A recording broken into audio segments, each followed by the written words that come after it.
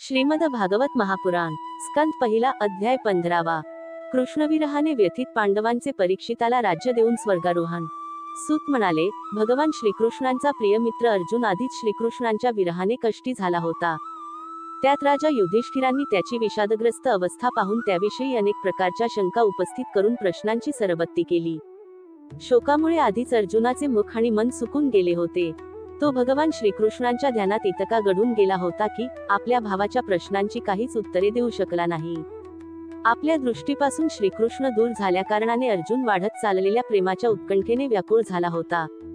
रथ हाकणे, फिरावयास जाणे इत्यादी वेळी भगवंतांच्या बरोबर जी मित्रता, अभिन्न हृदयता आणि प्रेमयुक्त व्यवहार केले होते, त्यांची त्याला वारंवार आठवण येत होती। मोठ्या कष्टाने त्याने आपला शोक आवरला, हाताने डोळे पुसले आणि सद्दित कंठाने आपले थोरले बंधू युधिष्ठिरांस अर्जुन म्हणाला, महाराज, माझे मामेभाऊ किंवा अत्यंत घनिष्ठ मित्र असलेल्या श्रीकृष्णांना मी मुकलो आहे। देवांनाही आश्चर्यचकित करणारा माझा पराक्रम श्रीकृष्णांनी माझ्यापासून काढून घेतला आहे। प्राण निघून गेल्यावर जसे हे शरीर मृत म्हणून ओळखले जाते, तसेच त्यांच्या एका क्षणाच्या वियोगानेही हे जग असुंदर वाटू लागते। त्यांच्याच आश्रयामुळे द्रौपदी स्वयंवराच्या वेळी द्रुपदाच्या घरी आलेल्या कामोन्मत्त राजांचे तेज मी हिरावून घेतले होते। धनुष्याला बाण लावून मत्स्यवेध केला आणि द्रौपदीला प्राप्त करून घेतले।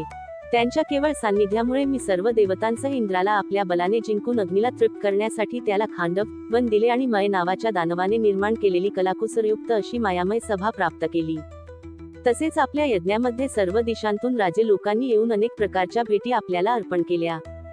10,000 हत्तींची शक्ती आणि पराक्रम असलेल्या भीमसेन या आपल्या धाकट्या व माझ्या थोरल्या भावाने त्यांच्याच सामर्थ्याने यज्ञासाठी राजांच्या मस्तकावर पाय ठेवणाऱ्या गर्विष्ठ जरासंधाचा वध केला होता। ज्या राजांना जरासंधाने महाभैरव यज्ञामध्ये बळी देण्यासाठी म्हणून बंदिवान केले होते, त्या अनेक राजांना भीमाने मुक्त केल्यामुळे त्या सर्व राजांनी आपल्या यज्ञात अनेक प्रकारच्या भेटी आणून दिल्या होत्या। आपल्या पत्नीची राजसूय यज्ञात केलेल्या महाभिषेकाने पवित्र झालेली सुंदर वेणी दुष्टांनी भरसभेत सोडून ओढली, तेव्हा श्रीकृष्णांच्या चरणांवर नमस्कार करताना तिच्या डोळ्यातील अश्रू ओघळले। तिचे ते दुःख पाहून त्यात श्रीकृष्णांनी त्या दुष्टांच्या स्त्रियांना वैधव्यामुळे केस सोडावयास भाग पाडले। वनवासात असताना आपला वैरी दुर्योधनाने षड्यंत्र रचून 10,000 शिष्यांसह दुर्वास ऋषींना भोजनास पाठवून आपल्याला संकटात टाकले होते। त्यावेळी श्रीकृष्णांनी द्रौपदीच्या थाळीत शिल्लक असलेले भाजीचे एक पान स्वतः खाऊन आमचे रक्षण केले। कारण श्रीकृष्णांनी तसे केल्यानंतर नदीत स्नान करणाऱ्या मुनींना असे वाटले की आपणच काय, सगळे त्रैलोक्य जेवून तृप्त झाले आहे। त्यांच्या प्रतापानेच मी युद्धामध्ये पार्वतीसह भगवान शंकरांना आश्चर्यचकित केले, तेव्हा त्यांनी आपले पाशुपत नावाचे अस्त्र मला दिले। त्याचबरोबर दुसऱ्या लोकपालांनीही प्रसन्न होऊन आपापली अस्त्रे मला दिली। एवढेच काय, त्यांच्या कृपेने मी याच शरीराने स्वर्गात गेलो आणि इंद्राच्या सभेत त्याच्याबरोबर त्याच्या श्रेष्ठ अर्ध्या आसनावर बसण्याचा मान मिळवला। मी स्वर्गात काही दिवस राहिलो, तेव्हा इंद्रासह सर्व देवांनी निवातकवच इत्यादी दैत्यांना मारण्यासाठी माझ्या गांडीव धनुष्य धारण केलेल्या बाहुबलाचा आश्रय घेतला।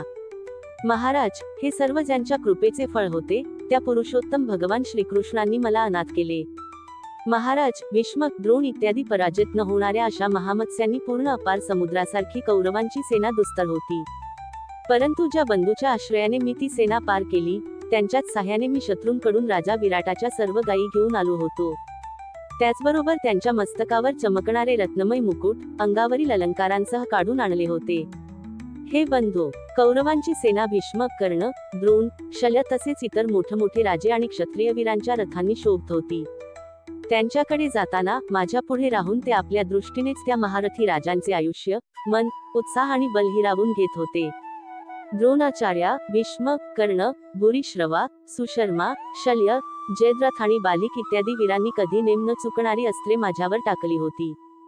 परंतु ज्याप्रमाणे हिरण्यकशिपू इत्यादी दैत्यांची शस्त्रास्त्रे भगवद्भक्त प्रल्हादाला स्पर्श करू शकली नाहीत, त्याप्रमाणेच यांची अस्त्रे मला स्पर्श करू शकली नाहीत। श्रीकृष्णांच्या बाहुबलाच्या छत्रछायेत राहण्याचाच हा प्रभाव होता। श्रेष्ठ पुरुष संसारातून मुक्त होण्यासाठी ज्यांच्या चरणकमलांची सेवा करतात, स्वतःला सुद्धा भक्ताला देऊन टाकणाऱ्या त्या भगवंतांना मी मूर्खाने माझा सारथी बनविले। ज्यावेळी माझे घोडे थकत होते आणि मी रथातून उतरून खाली जमिनीवर उभा राहत होतो, त्यावेळी शत्रू पक्षातील महारथी माझ्यावर प्रहार करत नसत। कारण श्रीकृष्णांच्या प्रभावाने त्यांची बुद्धी निकामी होत होती। अहो महाराज, माधवांचे ते मनमोकळे आणि मधुर हास्य, विनोदप्रचुर आणि हृदयस्पर्शी भाषण, तसेच त्यांचे मला पार्था, अर्जुना, सख्या, कुरुनंदना इत्यादी संबोधनांनी बोलावणे हे सर्व आठवून माझे हृदय व्याकुळ होत आहे. झोपणे, बसणे, फिरायला जाणे, आपापसात गोष्टी करणे, भोजन इत्यादी समयी आम्ही बहुधा एकत्रच असायचो. मी चेष्टेत कधी त्यांना म्हणत असे, मित्रा, तू तर मोठा सत्यवचनी आहेस. त्यावेळी तो महापुरुष आपल्या उदार मनामुळे ज्याप्रमाणे मित्र मित्राचा आणि पिता पुत्राचा अपराध सहन करतो, त्याप्रमाणे माझ्यासारख्या मूर्खाचे अपराध सहन करीत असे. महाराज, जो माझा सखा, प्रिय, मित्र नव्हे तर माझे हृदयच होता, त्या पुरुषोत्तम भगवंतांना मी कायमचा अंतरलो आहे. भगवंतांच्या पत्न्यांना द्वारकेहून मी माझ्याबरोबर रक्षण करीत घेऊन येत होतो, परंतु वाटेत दुष्ट गोपांनी मला एखाद्या दुर्बलासारखे पराभूत केले. माझे गांडीव धनुष्य तेच आहे, बाण तेच आहेत, रथ घोडे तेच आहेत आणि तो रथी अर्जुनही मीच आहे, ज्याच्यासमोर मोठमोठे राजे नतमस्तक होत होते.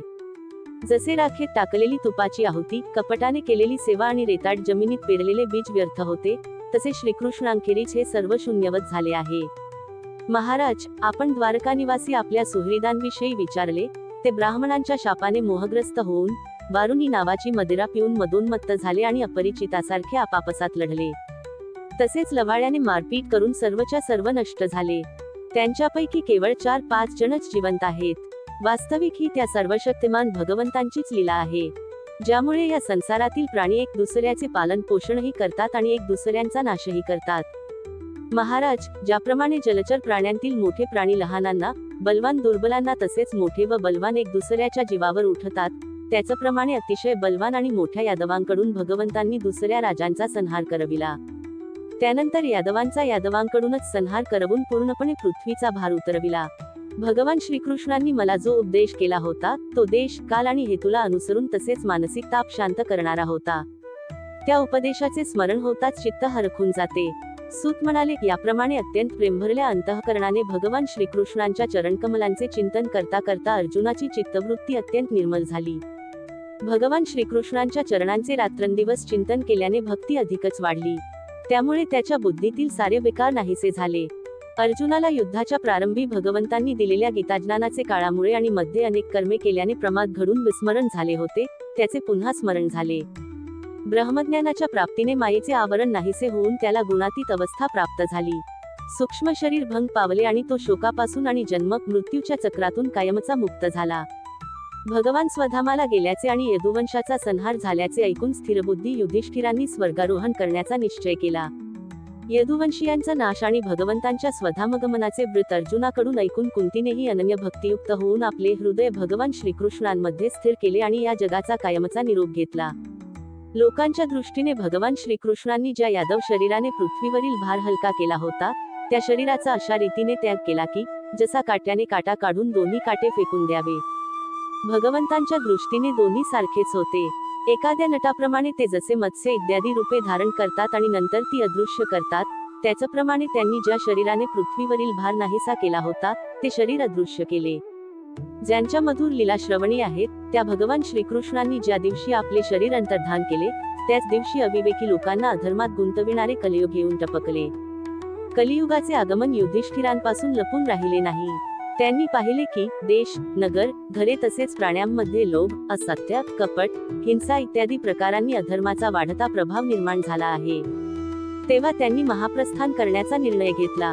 जो गुणांमध्ये त्यांच्यात सारखा होता असा आपला विनयशील नातू परीक्षित याला त्यांनी हस्तिनापुरात समुद्रवलयांकित पृथ्वीच्या सम्राटपदावर बसविले. त्यांनी मथुरेत अनिरुद्ध पुत्र वज्र याचा शूरसेनापती म्हणून अभिषेक केला. त्यानंतर समर्थ युधिष्ठिरांनी प्राजापत्य यज्ञ करून आहुनी इत्यादी अग्नींना आपल्यामध्ये लीन करून घेतले, म्हणजेच संन्यास घेतला. त्यांनी आपली सर्व वस्त्रे, आभूषणे इत्यादींचा तेथेच त्याग केला. तसेच ममता आणि अहंकाररहित होऊन सर्व बंधनातून ते मुक्त झाले. नंतर त्यांनी वाणीला मनात, मनाला प्राणात, प्राणाला अपानात आणि अपानाला त्याच्या क्रियेसह मृत्यूत आणि शेवटी मृत्यूला पंचमहाभूतमय शरीरात विलीन केले. नंतर त्यांनी शरीराला त्रिगुणात, त्रिगुणाला मूळ प्रकृतीत, मूळ प्रकृतीला आत्म्यामध्ये आणि आत्म्याला अविनाशी ब्रह्मात विलीन केले. त्यानंतर त्यांनी शरीरावर वल्कले धारण केली, अन्नपाण्याचा त्याग केला, मौन धारण केले, केस मोकळे सोडले आणि जड, उन्माद, पिशाचासारख्या रूपात ते राहू लागले. एवढे झाल्यावर कोणाचीही वाट न पाहता, बहिऱ्याप्रमाणे कोणाचेही काहीही न ऐकता ते बाहेर पडले. ज्याला प्राप्त केल्यानंतर पुन्हा जन्माला यावे लागत नाही, त्या परब्रह्माचे हृदयात ध्यान करीत ते उत्तर दिशेकडे निघाले. यापूर्वी मोठमोठे महात्मे तिकडेच गेले होते. भीमसेन, अर्जुन इत्यादी युधिष्ठिरांच्या धाकट्या भावांनीही असे पाहिले की पृथ्वीवरील सर्व लोकांना आता अधर्माचा सहाय्यक असलेल्या कलियुगाने प्रभावित केले आहे. म्हणून तेही दृढ निश्चय करून आपल्या थोरल्या बंधूंच्या पाठोपाठ निघून गेले. त्यांनी जीवनातील सर्व लाभ चांगल्या प्रकारे प्राप्त करून घेतले होते. म्हणून भगवान श्रीकृष्णांच्या चरणकमलांची प्राप्ती करून घेणे हाच आपला परमपुरुषार्थ आहे असे समजून त्यांनी ते चरण आपल्या हृदयात धारण केले. भगवान श्रीकृष्णाच्या चरणकमलांच्या ध्यानाने पांडवांच्या हृदयात भक्तिभाव उचंबळून आला. त्यांची बुद्धी शुद्ध झाली आणि केवळ निष्पाप पुरुषच जिथे स्थिर होतात त्या भगवान श्रीकृष्णाच्या सर्वोत्कृष्ट स्वरूपात ते अनन्य भावाने स्थिर झाले. विषयासक्त पापी मनुष्यांना कधीही प्राप्त न होणारी गती त्यांना आपल्या विशुद्ध अंतःकरणामुळेच प्राप्त झाली. संयमी आणि श्रीकृष्णांच्या प्रेमावेशात मुग्ध भगवन्मय झालेल्या विदुरानेही आपल्या शरीराचा प्रभास क्षेत्रात त्याग केला. त्यावेळी त्यांना न्यावयास आलेल्या पितरांसह तो आपल्या यमलोकाला गेला. द्रौपदीने पाहिले की आता पांडवांना काही अपेक्षा राहिली नाही. तेव्हा ती अनन्य प्रेमाने भगवान श्रीकृष्णांचे चिंतन करीत त्यांच्याशी एकरूप झाली. भगवंतांचे प्रिय भक्त पांडव यांच्या महाप्रयाणाची ही परमपवित्र आणि मंगलमय कथा जो पुरुष श्रद्धेने ऐकेल तो निश्चितच भगवंतांची भक्ती आणि मोक्ष प्राप्त करून घेईल. अध्याय 15 समाप्त.